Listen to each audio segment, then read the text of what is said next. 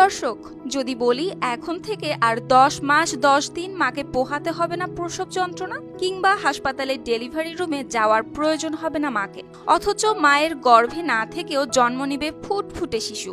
হ্যাঁ, অবিশ্বাস্য শোনালেও এমন প্রযুক্তির দিকেই এগোচ্ছে চীন, যেখানে শিশু জন্ম নিবে মায়ের গর্ভে নয়, বরং রোবটের কৃত্রিম গর্ভাশয়ে। আর এটি সফল হলে হয়তো পাল্টে দেবে মাতৃত্বের সংজ্ঞাকেই।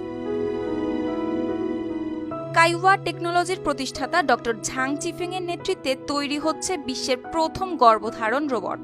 এতে থাকবে কৃত্রিম গর্ভাশয় ব্যবস্থা, যেখানে ভ্রূণকে ঘিরে রাখবে বিশেষ তরল, ঠিক যেমনটা থাকে মাতৃগর্ভে। পুষ্টি সরবরাহ করবে নাভি বা প্লাসেন্টার মতো নকল পাইপ। লক্ষ্য একটাই, রোবটের শরীরের ভেতরেই সম্পূর্ণ একটি প্রাকৃতিক গর্ভধারণের ব্যবস্থা করা। গবেষকদের মতে প্রযুক্তিটি এখন প্রায় প্রস্তুত, খুব শিগগিরই আসতে পারে এর প্রথম প্রোটোটাইপ। তিনি মনে করিয়ে দিয়েছেন, আগে ভেড়ার বাচ্চাদের জন্য বায়োব্যাগ পরীক্ষা সফল হয়েছিল, এবার হয়তো সেই অভিজ্ঞতার ভিত্তিতেই মানুষের প্রজননও চলে যাবে সেই নতুন যুগে, অর্থাৎ কৃত্রিম গর্ভ ব্যবস্থায়।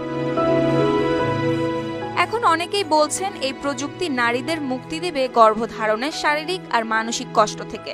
বন্ধ্যাত্বে থাকা দম্পতিরা পাবেন নতুন আশার আলো। আবার যেখানে জন্মহার কমছে, সেখানে এই রোবট হয়ে উঠতে পারে জনসংখ্যা সংকট সমাধানের হাতিয়ার।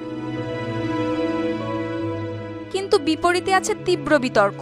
সমালোচকরা সতর্ক করছেন, এতে ছিন্ন হতে পারে মা আর সন্তানের প্রাকৃতিক বন্ধন, এমনকি শিশুর মানসিক বিকাশ নিয়েও উঠছে প্রশ্ন। তাদের মতে, আজ যে প্রযুক্তি মনে হচ্ছে বিস্ময় কিংবা আশীর্বাদ, তা আগামীকালই হয়তো সমাজের কাছে হয়ে উঠবে সবচেয়ে বড় দ্বিধা। এখন প্রশ্ন একটাই, এই রোবট কি সত্যি আশীর্বাদ, নাকি মানুষকে টেনে নিয়ে যাবে অচেনা অন্ধকারে? সুপ্তি রায়, RTV।